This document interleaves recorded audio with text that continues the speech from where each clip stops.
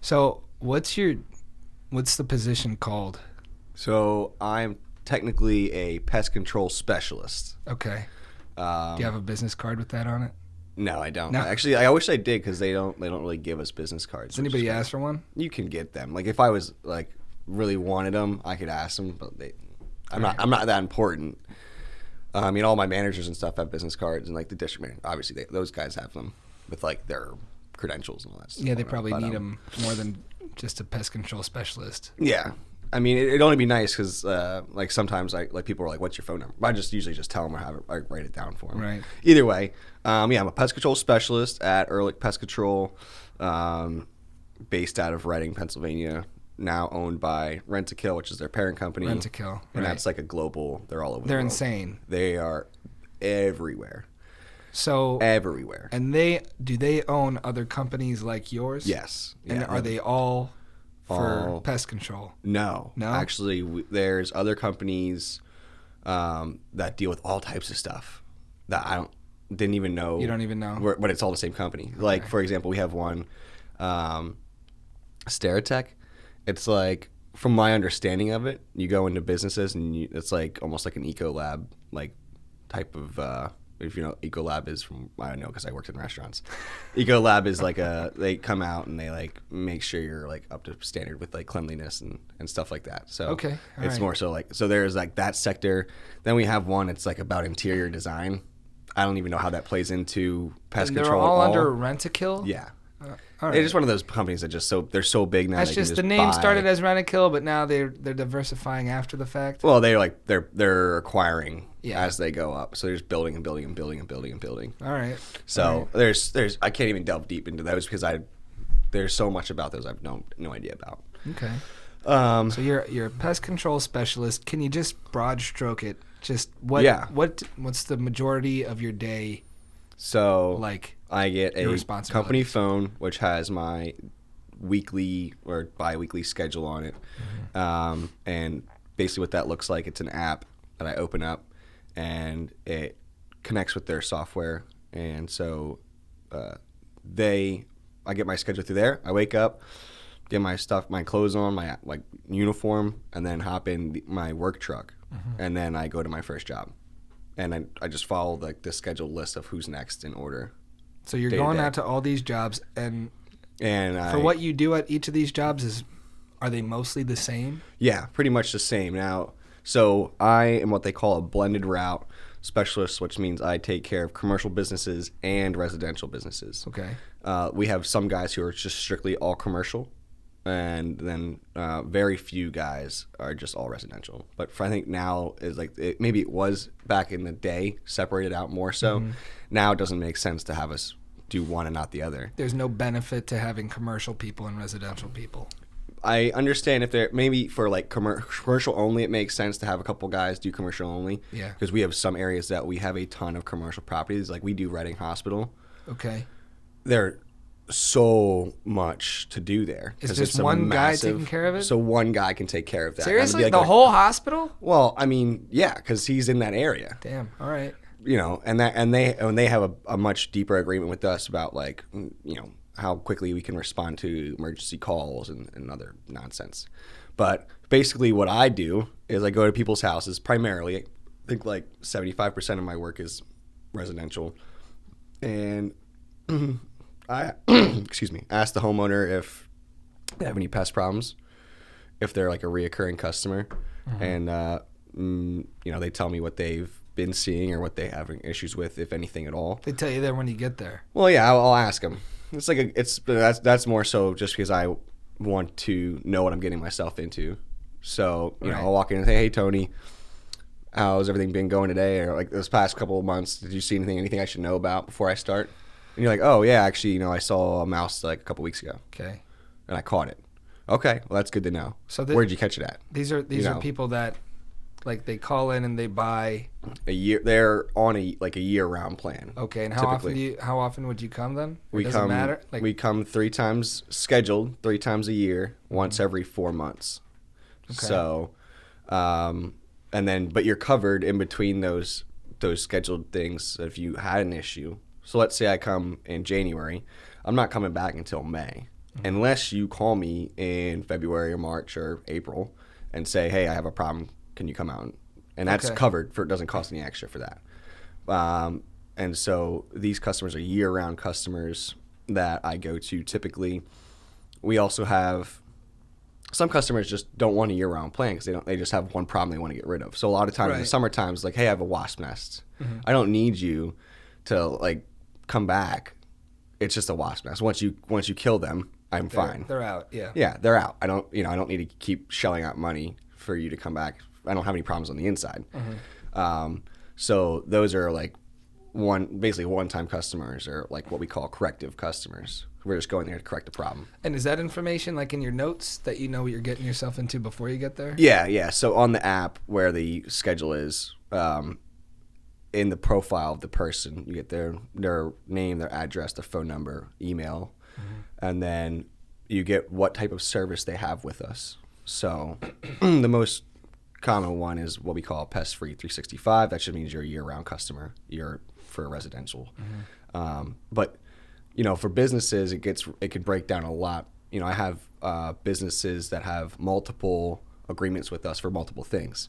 So a lot of our big businesses will have bait stations around the outside to control rodents. So that could be one work order for me just going around the building and changing all the bait, and that's like a rodent control service. Right. And then they might have another separate service for a general pest maintenance, in their building. And then if they have, like a warehouse where they get like deliveries and stuff, and there's like garage doors and man doors that people going in and out all day long, they might have light traps, which are like just lights that we hang on the wall that attract flying insects like flies and mosquitoes and Since doors are staying moths. open at that area? Yeah, because doors are open and Right, closing. okay. So, in the summertime, especially when there's a lot of insects out there because it's nice and warm, you don't need those in your warehouse. You don't want to catch those before they get into whatever product you have. Right, okay. So that might be a separate service for me to clean out all those light traps. So they might have 3 or more services. But usually people who have like residences just have one because it covers everything, covers the inside and the outside of your home. And then if you have a garage, we'll do that. Some people want us to like go in their shed. We'll do it because they're like, yeah, sure, whatever. I'll do you a favor. So what would be like a harder, like something that would annoy you on a job? What would be like is there a difficult situation, or are they all kind of like? A lot of them are the same. People, just in general, can be difficult. Okay. But that can be any job. Right. So the person themselves could just be very picky about, me checking every single spot, which is fine, and it's what I'm there to do. But I'm certified by the state. I've gone through training programs and I've learned a lot and read, multiple articles and books and things like that I needed to get to pass to even be allowed to be spraying chemicals in someone's home. I'm Okay. state certified in multiple different what they called categories that I have passed and I've gotten through the state. And so I know what I'm looking for. I know what I'm doing. And there's people who think they know because they just think they know, but they don't really know. But you don't want to be rude to them. Right. And so you just kind of, you try to. Are they watching you walk around the house? Some people will follow me every step, which is annoying because there's no reason to do that. I will let you know if I see anything. But they're curious and they're paying good money for it, and I can't tell them not to. Or I guess some I'm walking through their house. Can you man. tell some people are just weird about having a stranger in their home? Well, that of course. That makes the most Of course, sense. Like, yeah. you can, Especially when I was new and no one knew who I was. Right. So I have seen you customers the before. first couple times I went there, maybe the first time I went there, they followed me around just to make sure I'm not a sketchy character, which is, I completely understand. You don't You're want like some random. you're the least sketchiest guy. I know. Well, but you can imagine all the other guys we have that may Sure. not be as, Yeah. non-sketchy as I am, for whatever that means. But Out of one house in one area, how many different guys could be sent to that spot? well, we do it by territory, which is based on location, basically on a map. So I start my territory which is Morgantown, Birdsboro, Elverson, like the back half of Moton. Okay. So my territory starts like right after Penske on Route 10, Morgantown Road, all right, up from Flying Hills. So that's where I pretty much start. So right after Penske, anything past that on Route 10, for the most part, is mine. And so I'm their normal technician, but they can technically send anyone they want out. So if I'm off, some random guy who's in a neighboring location could go there and do the service. Mm-hmm. It's not like I have to be the only person that does it. Okay. It's pretty much whoever we decide to send, mm-hmm. that's who you're going to get. That's just how it goes, because we can't promise it's the same guy. We're going to try to give you the same person every single time. That makes it so much easier. Mm-hmm. That way you know them, you feel comfortable with them. They know your business. They know what areas to look at, what things you've had in the past. They can, they remember what to check for, what you want them to look at, or what room you don't want them to go into, things like that. And there's just someone in the office doing schedule. Is there a scheduling department? Oh, we have a gigantic scheduling department. Yeah. All right. I mean, we have, I don't know, probably at least 100 people. Because scheduling for how much? The whole nation. The country. Yeah. Where's the department? Is it one building, or our main building? Are they spread out? We have our main building in this area is in Wyomissing. We have one right by Applebee's, right across the street from Applebee's. Okay. In that little business park back there. That's where like our main corporate office is. And then our like operations office, the office that I work out of, is out in Exeter, behind like Super Walmart. So where's the next biggest important office? There's offices out in Westchester. I did right. some training down there. There's offices in Lancaster, Allentown. I don't know specific, obviously, where any of those are. So I haven't been to those other ones. Mm-hmm. But I mean, we have offices all over the place. Okay. Yeah, you really can't go anywhere in the United States and not find a corporation that's owned by Rentokil. That's crazy, right? Like well, who's the next top competitor? Do you know that? Probably Terminex. Terminex is a big one. Never heard of them. Never heard of Terminex? They're out there. You'll be driving around. You'll see a Terminex truck. Not as often as you'll see an Erlich truck. Oh, I'm not looking for them, I guess. Yeah, I noticed Erlich because I know you work. Yeah, of course. And so you're like, oh, is that bad? Yeah, I've seen your truck. I know what your truck looks like. Yeah.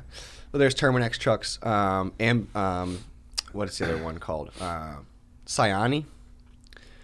That's another local, I think more local pest control company. But you'll see that they have a big billboard going down 222 after you pass Lowe's going towards like the mall and that direction. There's a big billboard sign. He has a big billboard about lanternflies. Oh, you know what I'm talking about? Yeah, so that's gross. a big Cyani billboard. I hate that shit. Don't put a bug on a billboard. Yeah. I'm not a fan of that. But that means you should call them if you see, don't like the bugs. What it makes me do, I look at the sign, I see the bug, and I just look away, and I never even see who the company's name is.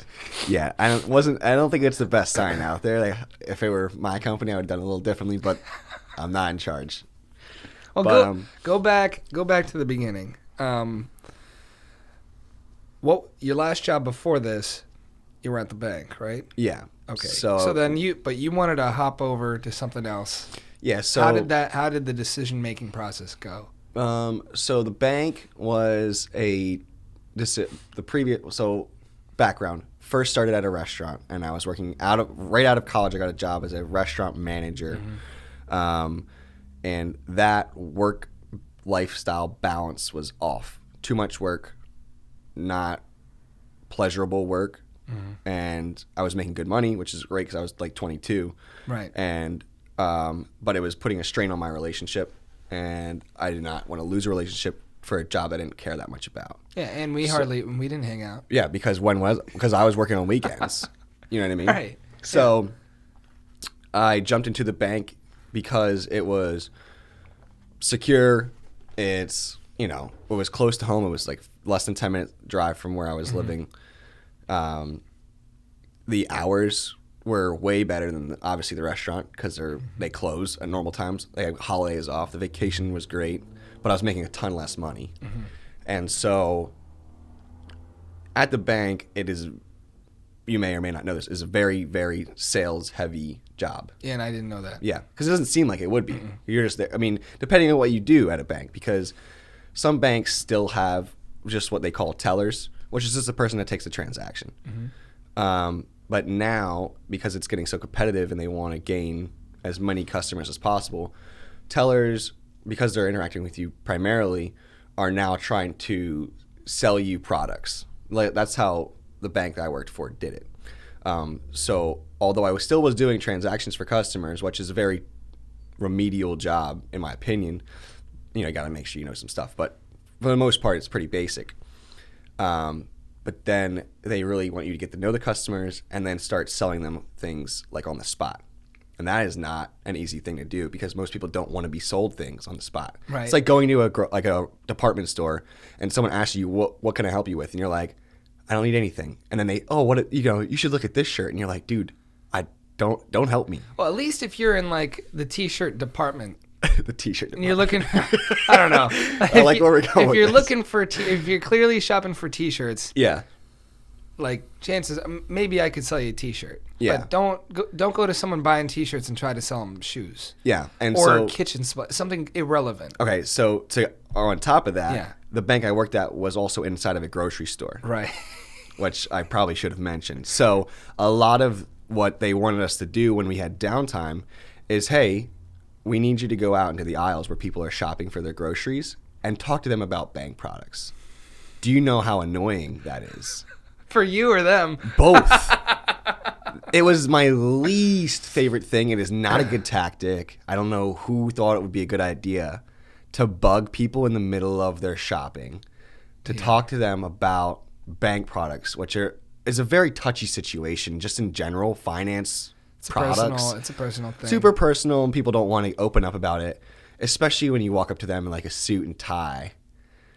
And they're shopping around, and you're like, hey, like, it's a weekday. Where do you bank at? Like, who are you? Go away, creep. Like, I'm not telling you that. I'm looking for jelly over here. Yeah, exactly. I got my jams. These are some fancy jams. All right, well, fast forward to wanting to get out of that. Yeah, so most of what I was just saying is stuff that, because it's very sales heavy, you consistently have someone over your shoulder, like, telling you need to sell more product. Okay. Or like I'd be talking to a customer and we have a way we can run them through a program, and that program will tell you what they're qualified for. Mm-hmm. And you do that kind of behind the scenes while you're taking their transaction without them really knowing. And then when it pops up, you see the things that you could potentially sell these person. So now I'm supposed to shift our conversation, which could be just a normal blatant conversation about the weather or something. And I see it on the screen. You got pre-approved for a credit card, and I would then have to pitch you on spot to try to get you to open up a credit card with us.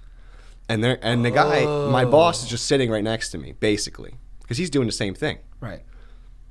And if I didn't pitch you that, because I know you don't want that, he'd be like, "Why didn't you pitch him the credit card?"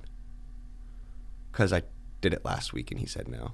The same guy. Same guy. Because people who still go to the bank to do transactions primarily are people that go to the bank like on a consistent basis. You might go into the bank if you have a problem, but if you don't have a problem, when's the last time you stepped into a bank? Honestly, I used to go inside a bank until I realized that you could just do the drive-through thing. Yeah. And then I realized you could do direct deposit on your phone or like with the pictures. Yeah. So I didn't know that, so I haven't been inside a bank. Exactly over my point. A year. Exactly my point. So for the people that we are seeing on a daily basis, typically are the same people over and over and over and over again. And so if I didn't pitch him the credit card because I know the answer is no, they still want you to. He might have changed his mind. Mm-hmm. He didn't change his mind. Don't lie. But you're supposed to pitch. You're supposed to do it. So then I get kind of like talked to about. I don't want to say yelled at, but basically yelled at because I didn't do what I was supposed to do when we're trying to increase business. And it's so all these like little tiny things that are pushy sales are not. I know if I was a customer, I would hate them. I'm not going to do that to a customer knowing that they're going to hate me because I'm that guy. Mm-hmm. So a big part of it was I was really, and it's really super corporate and like one of those like jobs where if you like the more you brown nose, the more better chances are for getting a promotion. Like you really got to like suck up to you got to play friendly and to people that may not be friendly. I'm just unfamiliar with that kind of work environment. Yeah, and then you're stuck behind a counter for our shifts were 10 hours. What would a be lot of them? What would be the position that you could want to get promoted to from that? From like what I was doing. So that position that I was in was called a personal banker. You could go into management, like so you manage the branch. So basically, you're just in charge of like making sure that everyone's selling everything that they're supposed to be doing. So I would have to then be promoted to yell at people for not selling things like that guy was yelling at me, which I don't want to do that because I know how stupid that is. Interesting.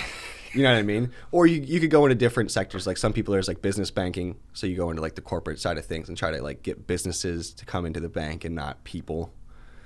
Wow, you know, based off of that, I can only imagine what kind of people end up working their way up in a bank.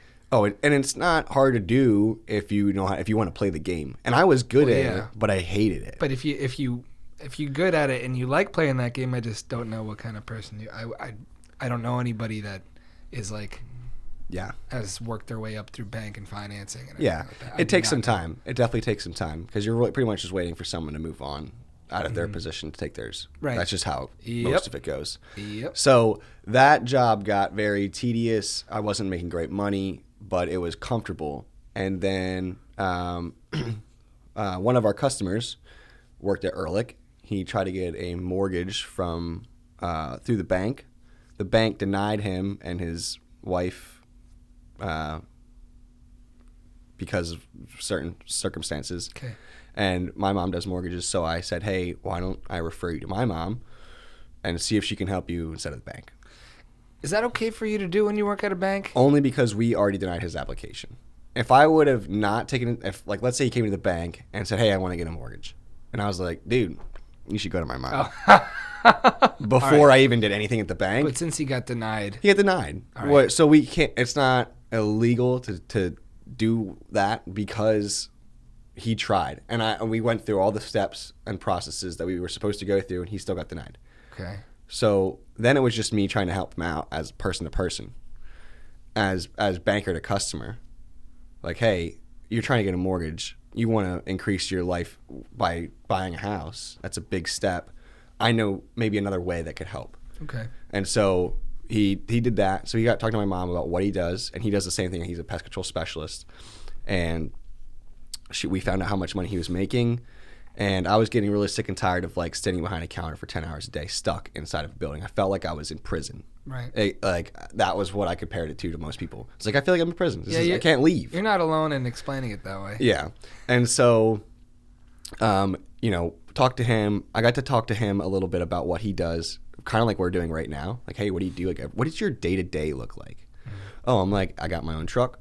I pretty much go out. I'm by myself. I just complete jobs throughout the day, and then I go home.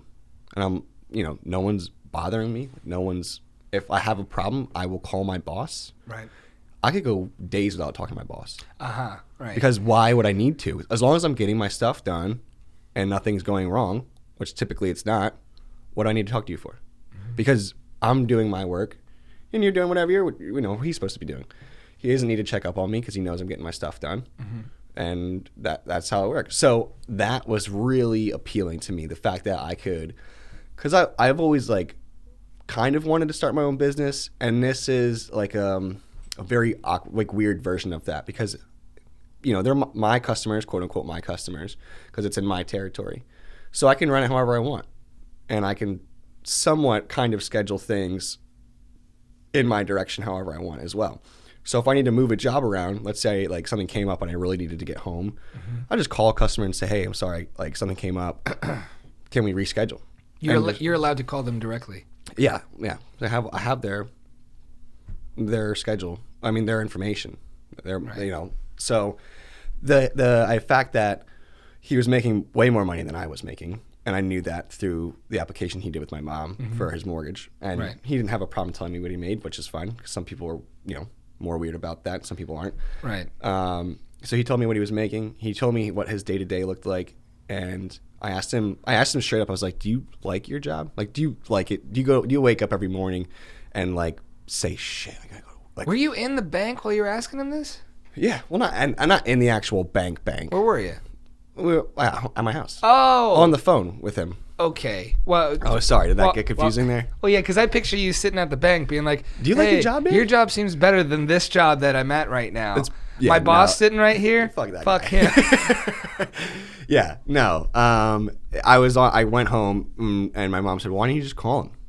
So I called him, and then we talked for maybe about 15 minutes, and he's like, "Listen, man, I'll put in a like a reference for you, because he was my customer at the bank as well. Right. So he's dealt with me a couple times in passing and knows that I'm personable and like whatever, can talk to people and don't have a problem carrying a conversation. Right. And because I did him a favor by making him go to my mom for the mortgage. You hooked him up with the mortgage. I hooked him up with a mortgage, which I wouldn't have been able to do at the bank. That's a big deal. Dude, that's a huge deal. I changed his life kind of, because if I didn't say that, he might have thought he couldn't buy a mortgage and be renting. Yeah, he potentially would not have been able to buy a house. Because he was like, well, if this bank did not didn't know the right lender, didn't know, didn't know what to do. Dude, that's I hooked him up. Yeah. After talking to him, he was like, I'll put in a reference for you and, put an application in and they will call you. And so, because they needed help. They were down on guys. Oh. Which always helps, which doesn't happen often. Sure. And so luckily I got in when I did. And the good thing, what I thought was super cool about what Erlich did is, because it's such a weird job, pest control just in general. Super unique. They before they even will really consider you as an employee, they make you go on a ride along with one of our technicians to get a feel for the job, because you might think it's something before they even employ you.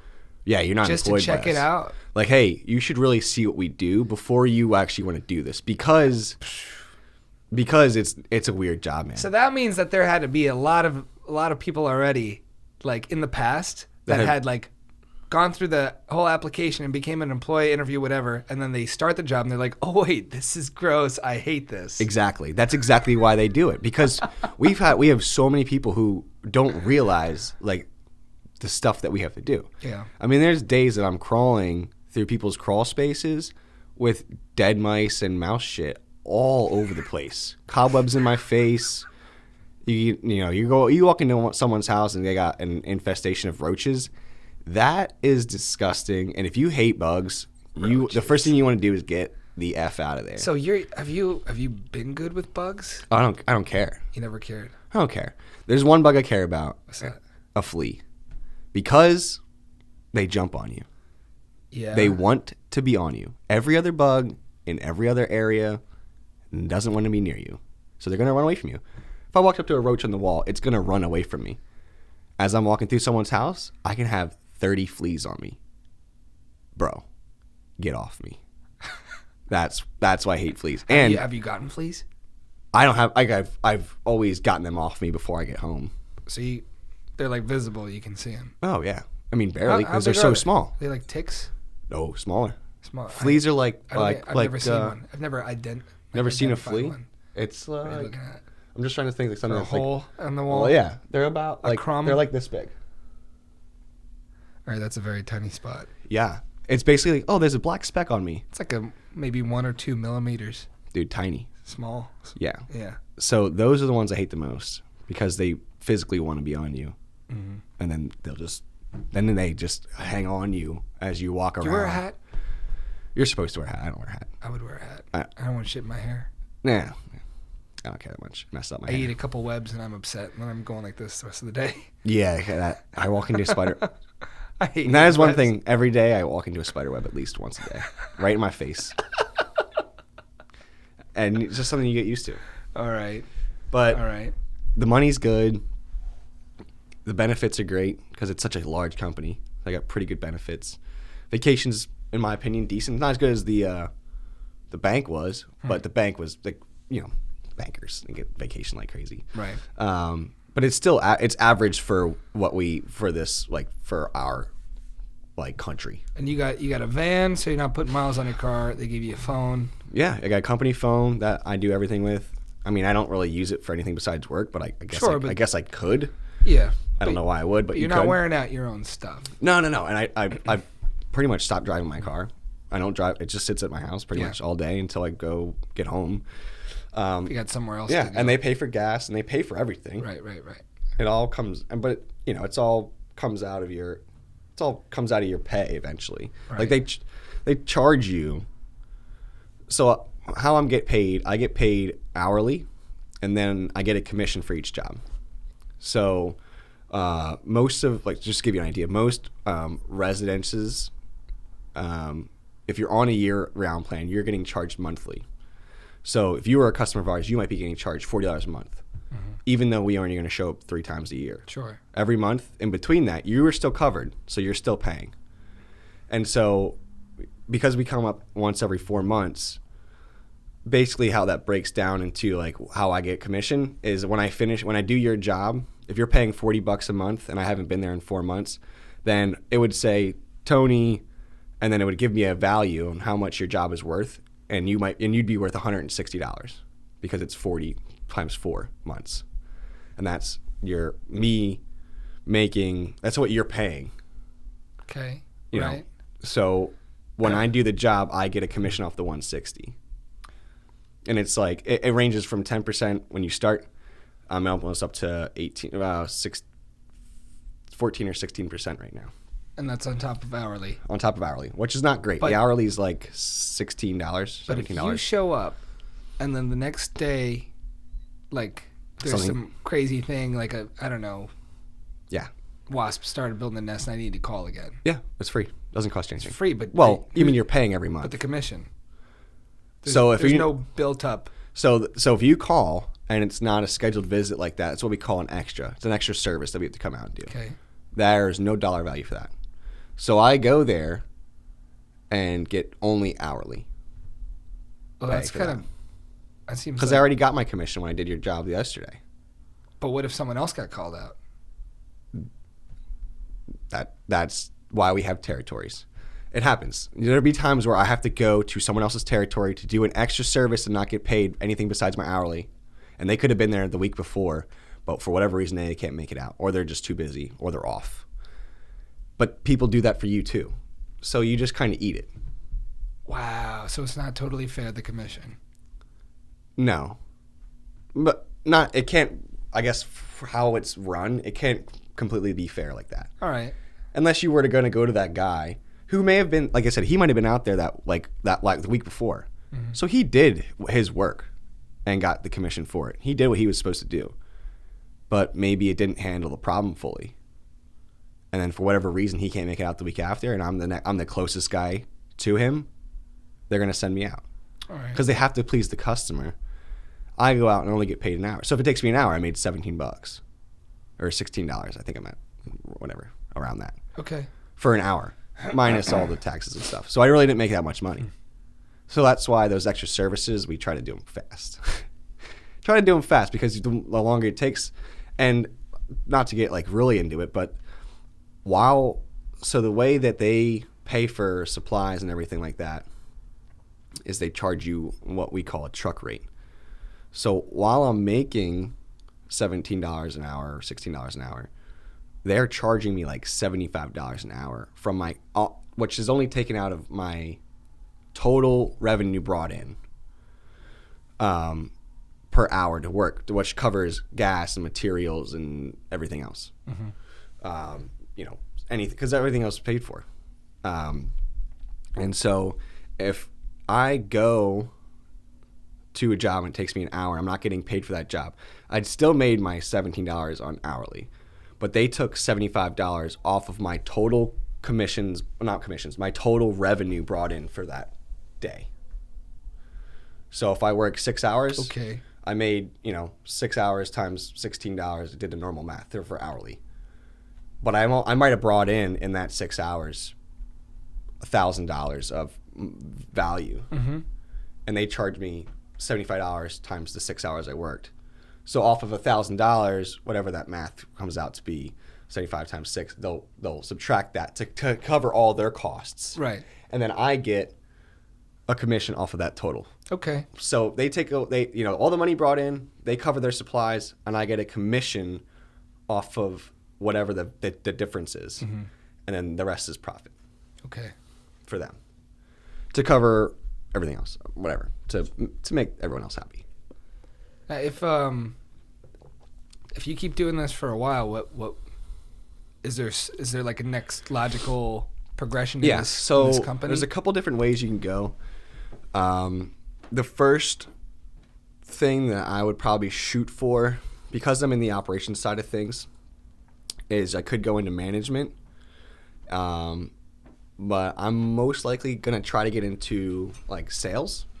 Okay. Because I didn't mind doing sales at the bank when it was a situation where people wanted to be sold or needed help. It was like a cold calling kind of thing. Like these people didn't want. And they don't want it. That sucks. Right. But if someone comes into the bank and says, "Hey, I really need help," and I was able to sell them a credit card or sell them a loan or whatever it was, and I helped them, that felt great. And I don't mind selling things, pitching the perks and letting you know what you're getting into and yada yada. And I learned a lot of good sales techniques while I was at the bank that I use on, in this job now. And so I think I'm going to get into residential sales, which I'll just be the guy. So if you call and you have a problem, I'd be the guy who comes out, assesses what the problem is, tell you what it would cost to have someone like me come out. Oh. And I get you to sign up. And I try to talk you into other things. I try to get you to do the Do you know what year-round Kyle thing. does? I think he's in the corporate department. I don't know what he does. He's in a different building, a different location. He might be a scheduler. He might be a guy just. Because I know he's doing something sales. He's what they call inside sales. Inside sales. So if you call, and you just need something standard done, you might get a hold of Kyle. Hey, this is Kyle from Rent-A-Kill. What can I help you with today? Mm-hmm. I have a wasp problem. Okay, that's pretty generic. We'll have someone come out a couple days from now. That would cost you, $200 without ever seeing the problem. Right. So he could set something up and not really know what he's setting up. Mm-hmm. So there's times where they'll set something up and you're like, dude, this is going to be way more work than you charge them for. Or sometimes they'll set something up and they'll overcharge on it. They don't know. They don't see the problem. And so his job's the same primarily as the residential sales guy, but he's stuck in an office all day at a cubicle answering phones. I was just going to say, because I thought the sales you were referring to is what he does, and he's strapped to that desk with his little headset. Like that. No. See, I would never do that. So this is different because you're going out and assessing the jobs. I'd have a company car. Okay. And I would drive around and be able to physically go there and assess and talk to people face to face, just like what I do, but I don't got to do any of this shit work.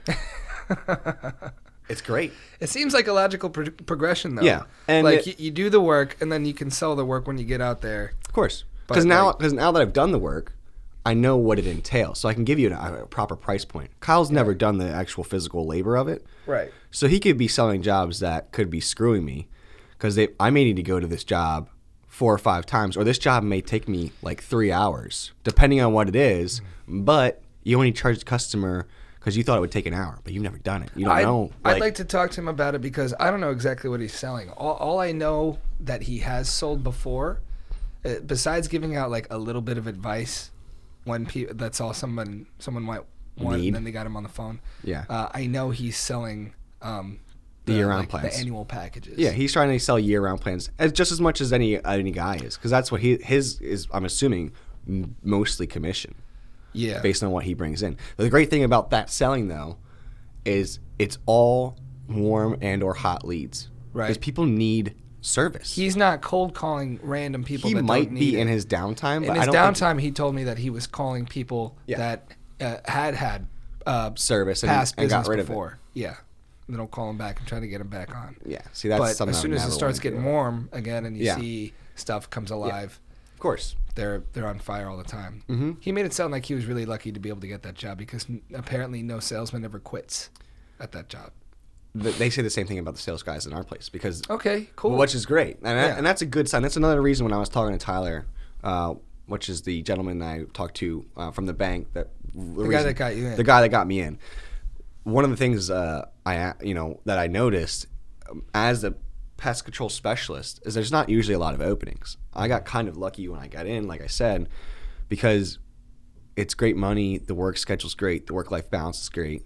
It's a very easy environment, like work environment for the most part. You might have a couple, like, you might have a day where the schedule's just a mess. It happens. But generally, people don't leave it because it's a good paying job. You don't need to be super educated to do it. Right. You need to pass a couple tests, but like you will learn the information as you go through. But yeah, I mean, it's a good spot to be in. And the same thing with our residential sales guys that we have now. They're making more money than I'm making by a good bit because we're one of the larger offices because Erlich started in Reading. Oh. Excuse me. Yeah. I didn't know that. Yeah, Erlich based out of Reading back in like 1928 or something. Oh, damn. Yeah, it's been around forever. But those sales guys, because because it was based out of Reading, it's a well-known name. A lot of people have service. And so these guys are making big bucks. All right. And why leave? You're making big bucks. Right. You get to go out and do. I mean, it's my style of work. Go out, do your own stuff. As long as you're making sales and you're getting things, you're in good shape.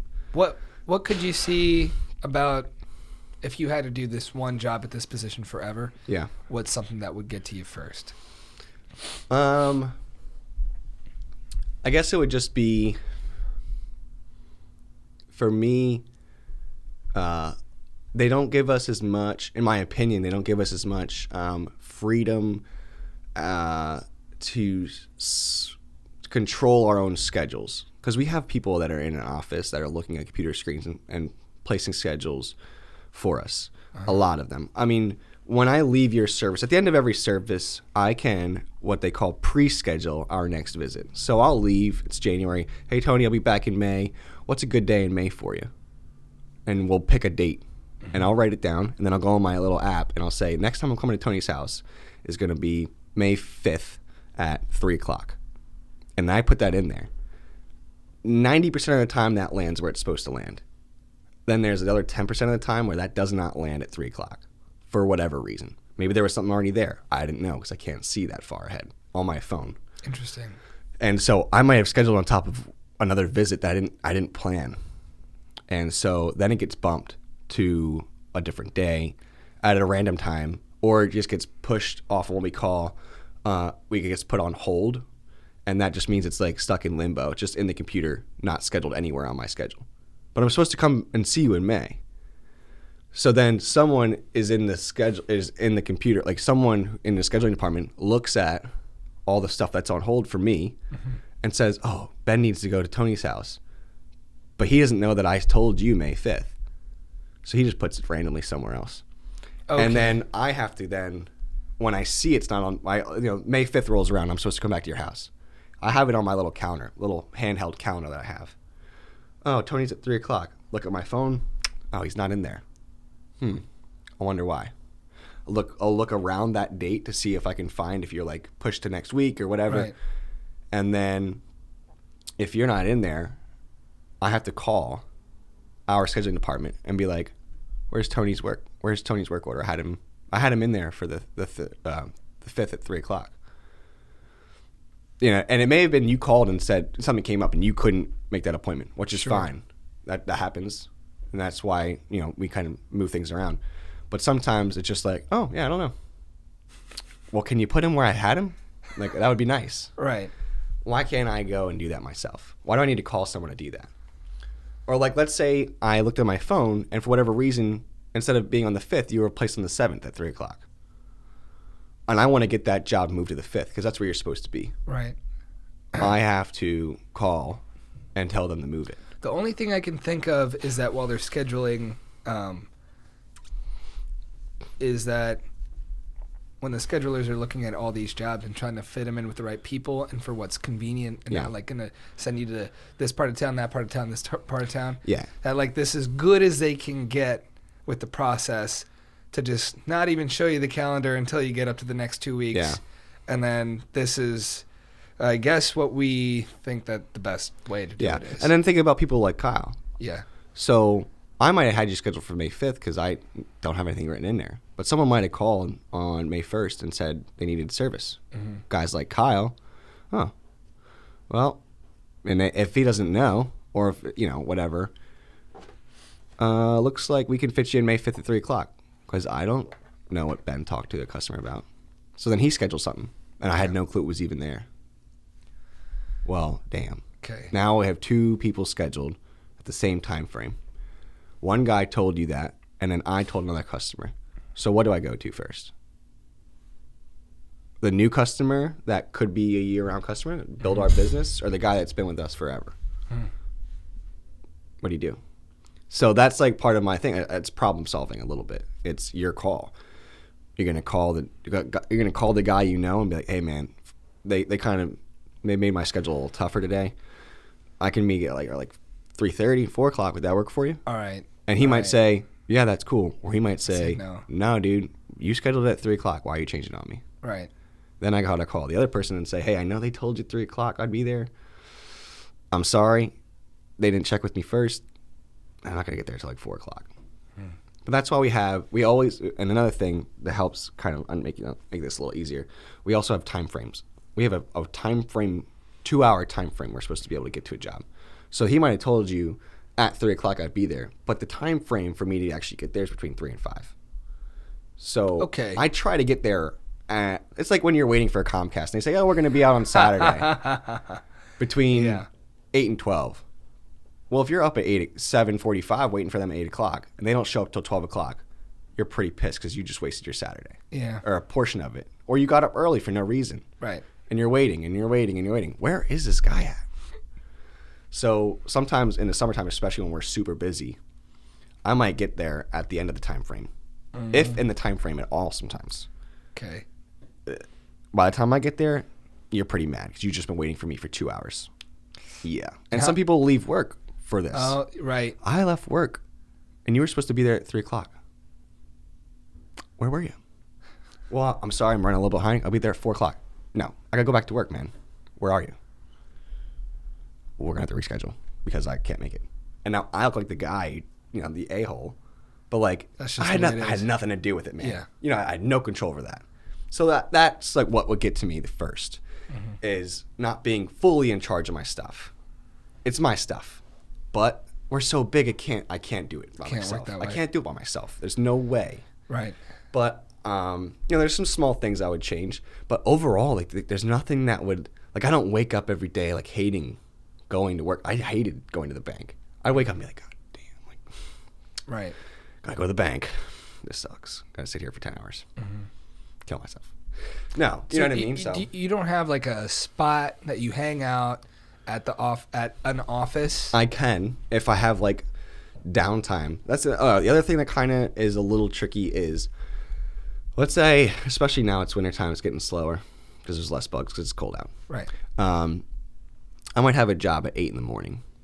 And then my next job might not be till 10. So I'll go to the 8 o'clock job and finish that. Could take me about half an hour to an hour, depending on what it is. Let's say it's like 8:45, 9 o'clock. What do I do until 10 o'clock? Doesn't matter. So if I sit in the truck and I'm clocked in, I'm getting paid hourly, but they're still taking money out of my incentive, my commissions. They're charging me that truck rate I was telling you about, $75. Right. So I'm making 17, but I'm losing $75 off of a larger number. Okay. So if I sit there for an hour clocked in, am I making money or am I losing money, depending on how much work I've done that week? Okay. So I have to go on break for an hour, which means I'm not clocked in, but I'm sitting in my truck. So now it's just time. Now it's just time that I'm not getting paid to sit in a truck because I'm not technically bringing any work in. Oh. So there's days where, especially like towards the end of the months, where work's light because we have all this work that needs to be done in this month period. Because everything's done by month. And so if I finish all my work in the beginning of the month, I really cram in. I work, 8 to 5 every day for the first 2 weeks. At the end of the month, I might not have any work left because I finished it all. It's like, a lot of what am I trying to say? A lot of the businesses are our monthly contracts. So I go to each business. Like I have a McDonald's. I go there every month. Cool. You know, and I can go there whenever I want, because they're open, which is nice. So I can, if I have that hour break, that hour pops up. I'm like, you know what? Squeeze it in. I can get McDonald's done in 20 minutes. Right.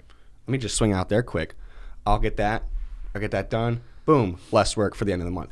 Then the end of the month rolls around, and I might have a couple customers that needed it to be like January 27th. Maybe like one customer, I told him I'd be there January 27th, or two. I might have a job at 8 in the morning. My next job's not until 2 p.m. because that's when the customer needed it. So I get up, go to work, come home for 4 hours, 5 hours, not getting paid. Right. When I'm at home for a big break like that, it's okay. I'm not working anyway. I'm at home just watching TV or whatever, just killing time until 2 o'clock rolls around. Right. Or run some errands, go grocery shopping, whatever. Well, it's just you're back at a normal home hours. Yeah, which is fine, but that kills me when I have to sit in a truck for an hour. And I can't do anything. Because let's say I finished all my monthly accounts. I finished all the McDonald's out there. I can't fill it with anything. So what do you just sit there? What if you were self-employed doing this and, you had one job at 8 and another job at 5? Would you feel any different type of way about it? I guess not. Because that's how it would work if I was self-employed. Yeah. But I probably wouldn't schedule those customers that. You see what I'm saying? I would just, if it was my company, I wouldn't even waste a day. Why even just move them to a day with his other work? Well, you got to start somewhere, right? So I'm actually not even allowed to be self-employed after I would have to wait 2 years. It's like after a non-compete thing. Non-compete clause that I had to sign. Because there'd be the people that,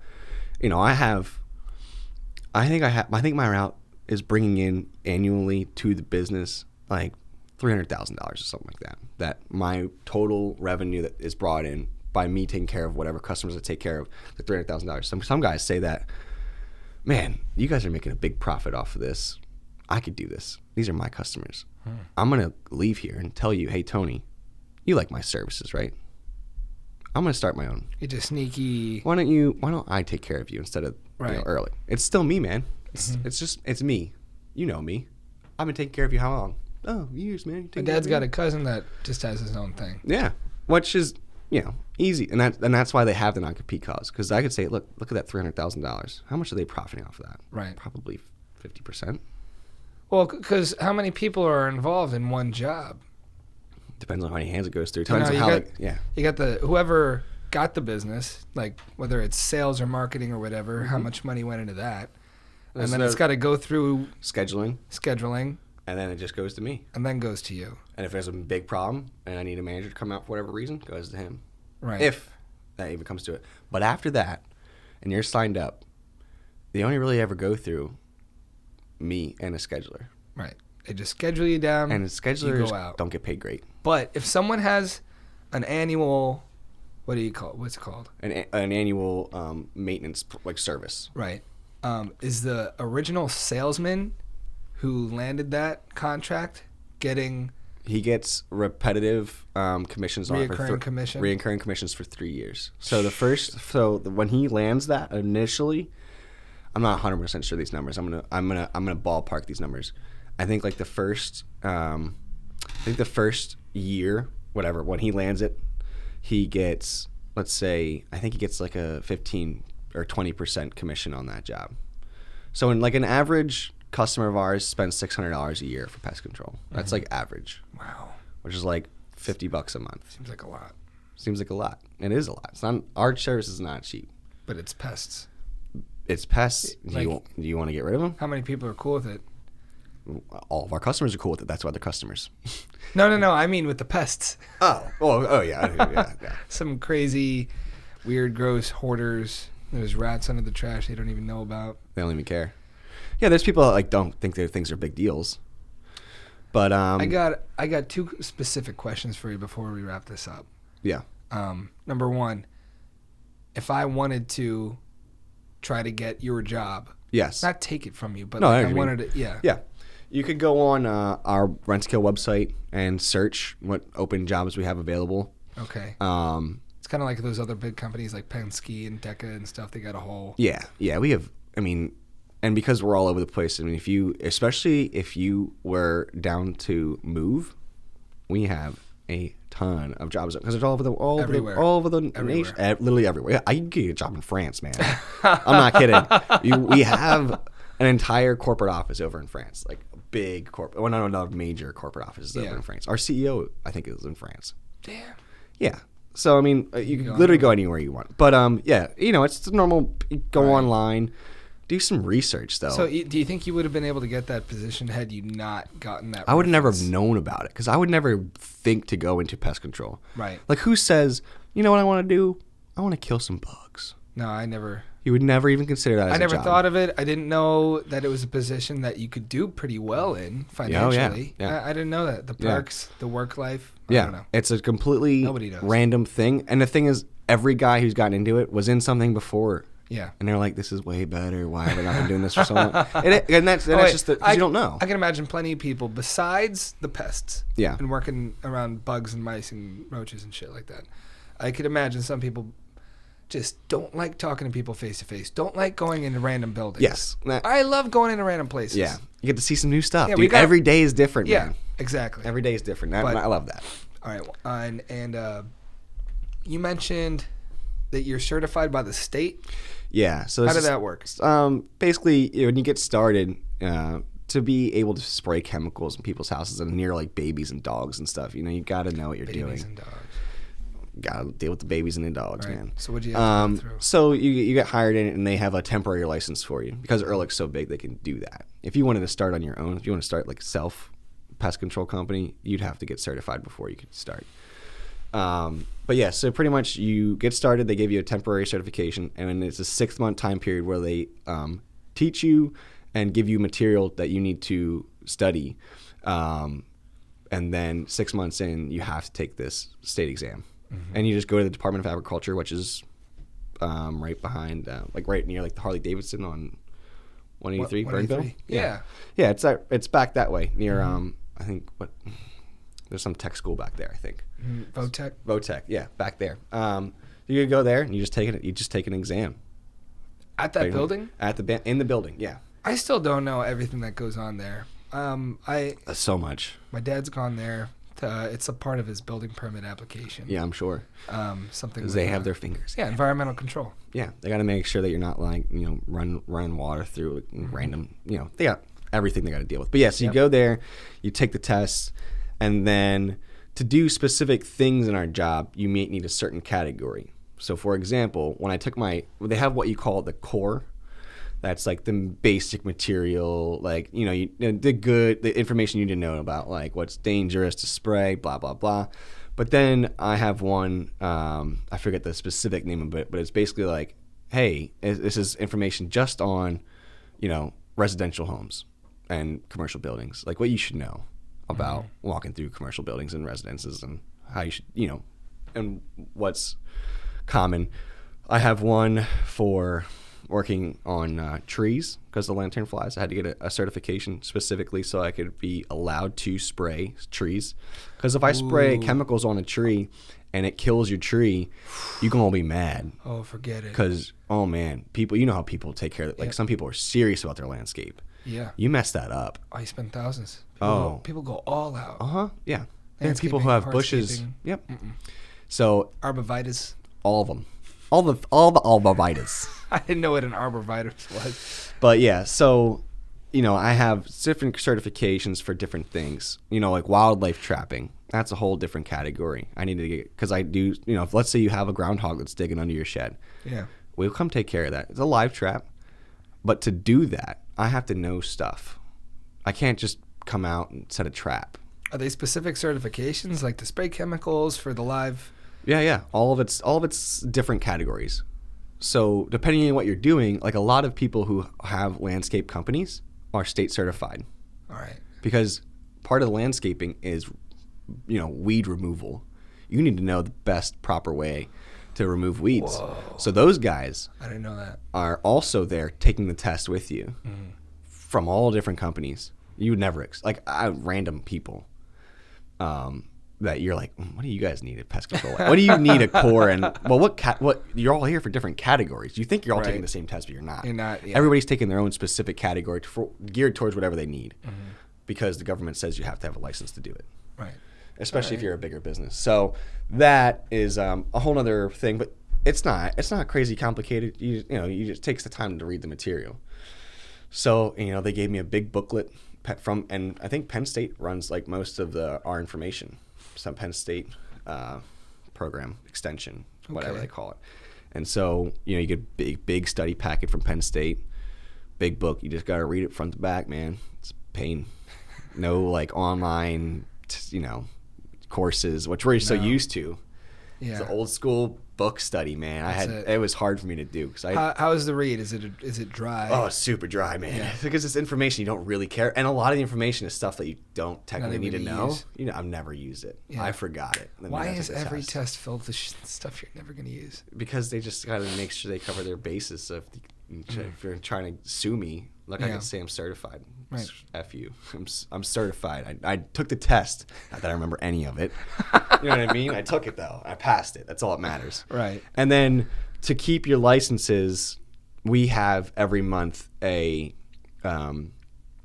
meeting in the morning, and we sit through and we go over different sections. Continuing education. So if there's anything that new pops up, they can just teach us in a slideshow instead of us having to go take a test. If you're and the only reason we're allowed to do that as like a way to continue your education is because we are so big.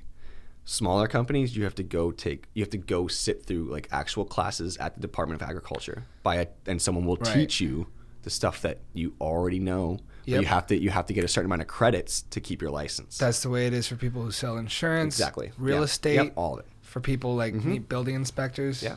All those certifications. Yeah. So we just sit through a monthly meeting, which is like super pretty casual. Yeah. But that's our continuing education. So we kind of get a side with that. But all other, like if you wanted to start your own, every year you'd have to sit through, I think like 15 hours or 18 hours or 20 hours, which isn't a lot, but it's time that you'd have to spend. It's one more thing that we just got to do. Mm-hmm. Got to do it. Got to sit through it. I know with, I don't know if it could work this way with others, but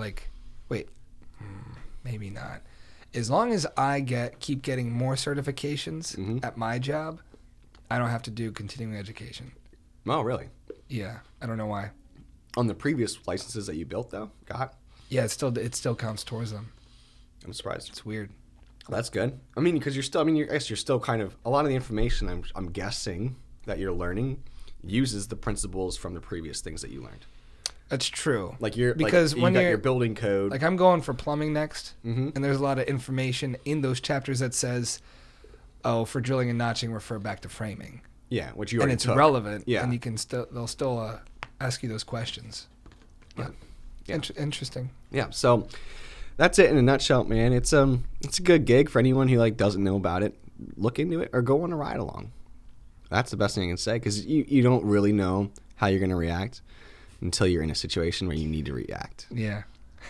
And I'm just the type of guy who doesn't really care. I don't care that much. It doesn't bother me. Like when you had the mouse in your house. I freaked out. You freaked out a little bit, right? You freaked out. I've already picked things up and there's live mice in them. Now I dropped them right away. And then a little guy runs around and got to set a trap for him. I'm sure, you know what? It might be good for someone who, like me, who I really don't like to deal with mice, spiders. I mean, ants, for some reason, don't bug me nearly as much as spiders. Yeah. But, spiders are, you got to think about it. Spiders are I forget what rank they are, but they're one of the most feared things in the world, dude. Yeah, why? I don't know. People have phobias of spiders. But if there's an ant, I'm like, oh, look, an ant. Yeah, who cares? But if it's a spider and it's all. But what if there were 1,000 ants? I wouldn't be. Because I've done that. I wouldn't be scared. I might be like, just be like, God damn. I'd be like, I gotta deal with this. One time, my apartment in college, it had at least 30, and I have no idea how this happened. There were 30 ladybugs in a circle on my kitchen ceiling. Yeah. And I had no idea why. That happens. But we just took them all out. We weren't grossed out. We were like, we got to do this. Yeah. But I if can there tell were you why.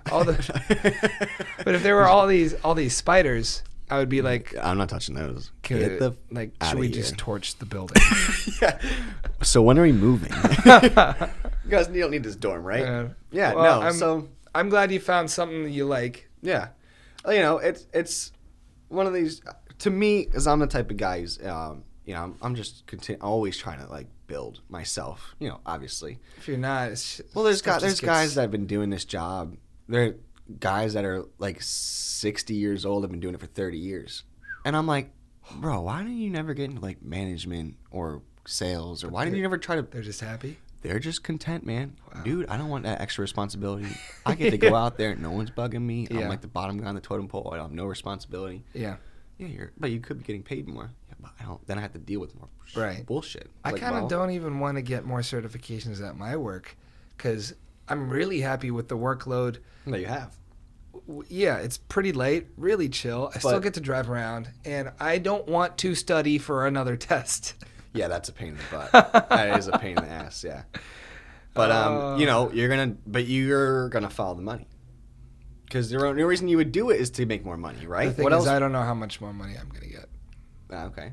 Well, I don't feel like asking. Yeah. I don't know. Well, I got it. And this is one thing for anyone who's listening that would take this in.